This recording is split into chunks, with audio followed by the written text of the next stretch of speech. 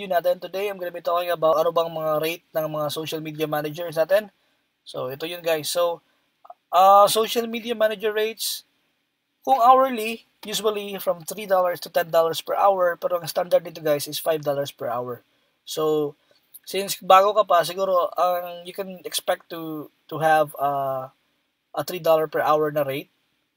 Yung alam niyo na yung mga trabaho, liking comments, mag-like ka ng mga comments, mag-send ka ng mga messages, mag-reply ka, mag-share, you can ask people to invite to like your page, parang ganun, and then mag-post ka sa lahat ng mga social media accounts nila. So, yan ang gawin mo. Siguro mga 10 hours, siguro mga nasa mga 5 to 10 hours a day. I mean, 5 to 8 hours a day yung work mo as social media manager.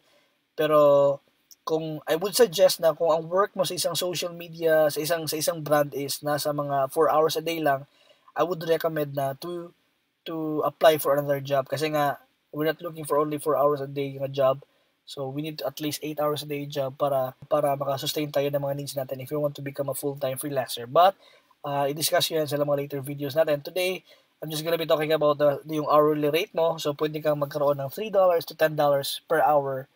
Depende sa budget ng client, depende sa kung gaano kalaki yung brand natin. So standard natin dyan guys is $5 an hour. But you can also rate your client in a fixed price level. Let's say for example, $100 to $300 per month. Pwede mo siyang sabihin ng client mo na I can work, maybe you can pay me at least $100 to $300 a month. Inclusions natin yan is 30 days postings, 1 post a day, and ang trabaho mo is mag-like, invite people to like your page, mag-respond ka sa mga comment, and you can also monitor the shares and magkaroon ka din ng mga reporting natin. Okay?